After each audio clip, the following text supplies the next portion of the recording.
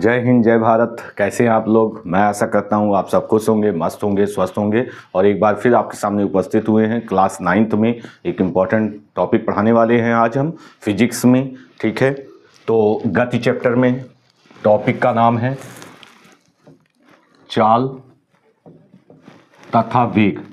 तो आज हम चाल तथा वेग में अंतर बताएंगे आपको कि चाल तथा वेग में अंतर क्या होता है। ठीक है, तो चाल और वेग में अंतर क्या होता है।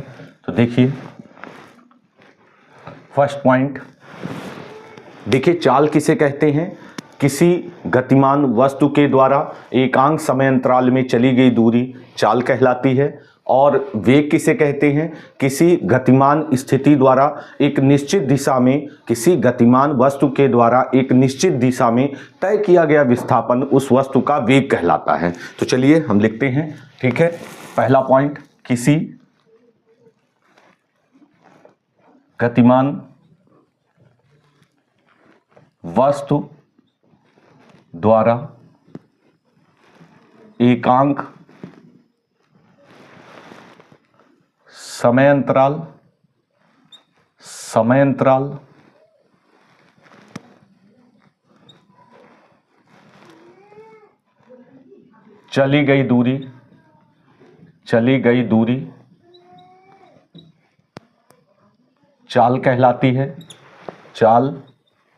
चली गई दूरी चाल कहलाती है।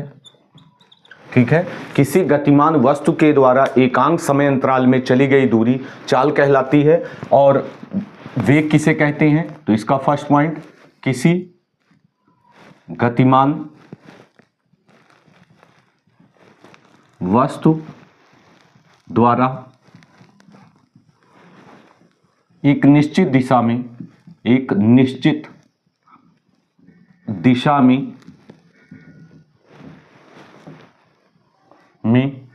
तय किया गया विस्थापन एकांक समय अंतराल में, दिशा में एकांक समय अंतराल में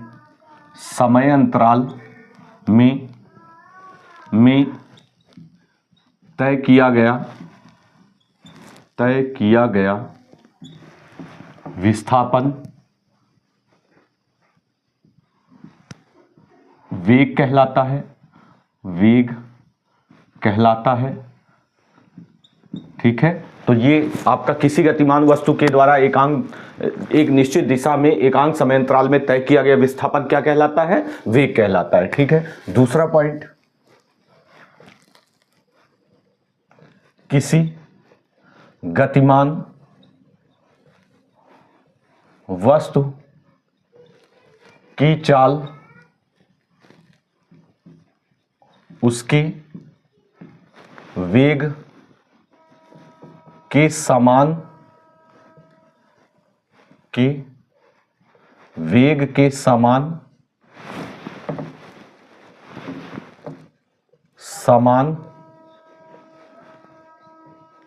तथा उससे अधिक हो सकती है।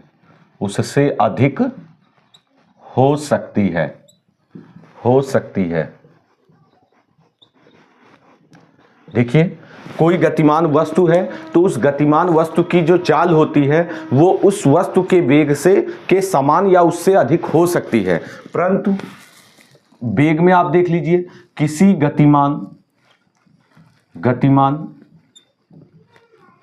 वस्तु का वेग उसके चाल से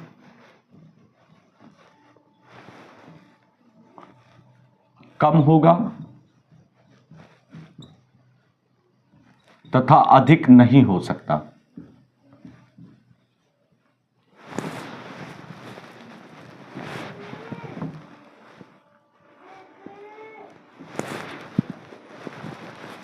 हम लिख सकते हैं यहां चाल के समान, उसके चाल के समान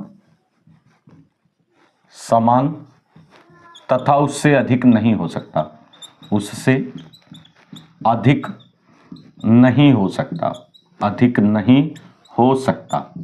हो सकता। ठीक है, चलिए, तो किसी वस्तु, गतिमान वस्तु का जो वेग होता है वो चाल के समान तो हो सकता है लेकिन उससे अधिक नहीं हो सकता, और जबकि चाल का मान जो है वो अधिक हो सकता है उस वस्तु के वेग से। ठीक है, तो ये दूसरा मुख्य पॉइंट है। नेक्स्ट हम तीसरा पॉइंट बताएंगे। तीसरा पॉइंट, ठीक है, यह एक अदिश राशि है, अदिश राशि है। ठीक है, तो चाल क्या है? एक अदिश राशि है। क्यों?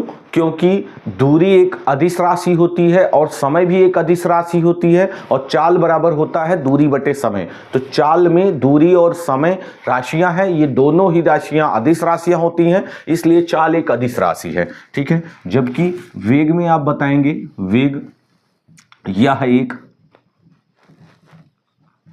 सदिश राशि है, सदिश राशि है। ठीक है, यह एक सदिश राशि है। क्यों? क्योंकि इसमें दिशा होती है। इसमें क्या होती है? दिशा होती है। एक निश्चित दिशा में विस्थापन, वस्तु द्वारा एक निश्चित दिशा में विस्थापन किया जाता है। ठीक है, चलिए नेक्स्ट पॉइंट, 4 पॉइंट हम बताएंगे। चाल का मान धनात्मक तथा शून्य हो सकता है, शून्य हो सकता है, हो सकता है। ठीक है, 4th पॉइंट, वेग का मान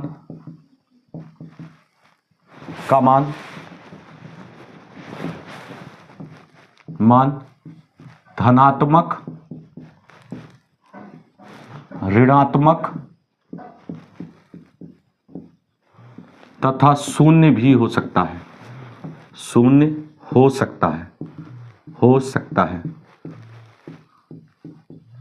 देखिए इस पॉइंट में खास बात क्या है कि वेग का मान ऋणात्मक हो सकता है, ऋणात्मक हो सकता है, जबकि चाल का मान ऋणात्मक नहीं होगा। चाल का मान कभी ऋणात्मक में नहीं हो सकता है, वेग का मान ऋणात्मक में हो सकता है। ठीक है, ये हमने बात बताई आपको। नेक्स्ट 5th पॉइंट, ठीक है, तो 5th पॉइंट क्या है? किसी गतिमान वस्तु की चाल में उसकी अंतिम स्थिति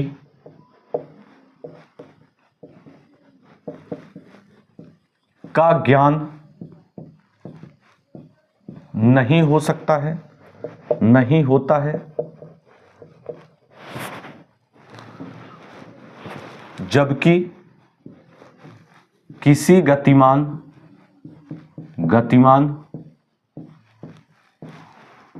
वस्तु के वेग की अंतिम स्थिति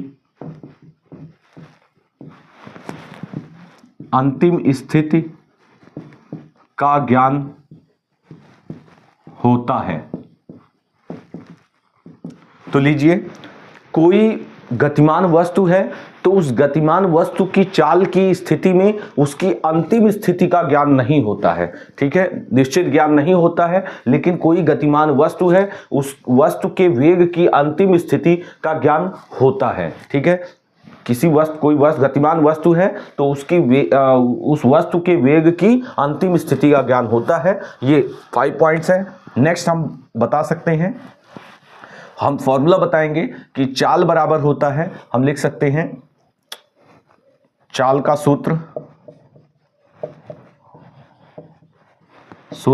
आपका होता है चाल बराबर दूरी बटे समय।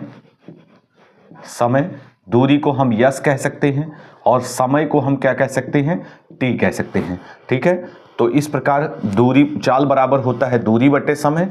ठीक है, और इसके पश्चात हम कह सकते हैं नेक्स्ट पॉइंट, 6 पॉइंट कह सकते हैं वेग का सूत्र।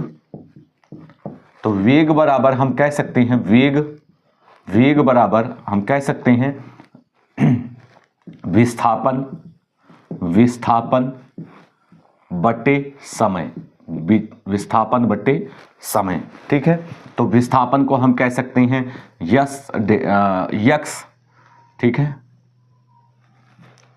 हम कह सकते हैं डेल्टा यक्स, हम यक्स कह सकते हैं, ठीक है, अपॉन टी। ठीक है, यक्स अपॉन टी कह सकते हैं। तो ये इस प्रकार से है। ठीक है, तो आपका चाल बराबर होता है, ठीक है, दूरी बटे समय, और वेग बराबर होता है विस्थापन बटे समय। ठीक है, और मात्रक, दोनों का मात्रक सेम होता है। ठीक है, दोनों के मात्रक सेम होते हैं। मात्रक हम लिख सकते हैं ऐसे, मीटर अपॉन सेकेंड। ठीक है, इसका भी मात्रक हम लिख सकते हैं, मात्रक होता है मीटर अपॉन सेकेंड। लीजिए, तो इस प्रकार से हमने आपको चाल तथा वेग में आपको डिफरेंस बताया, ठीक है, अंतर बताया बहुत ही अच्छे ढंग से। और आप इसका नोट्स बना लीजिए और इसको एक बार दो बार आप इसे अच्छे से याद कर लीजिए, बहुत ही आसान तरीके से। ठीक है, तो मैं आशा करता हूँ आपको ये समझ में आया होगा। नेक्स्ट वीडियो में फिर मिलेंगे। धन्यवाद।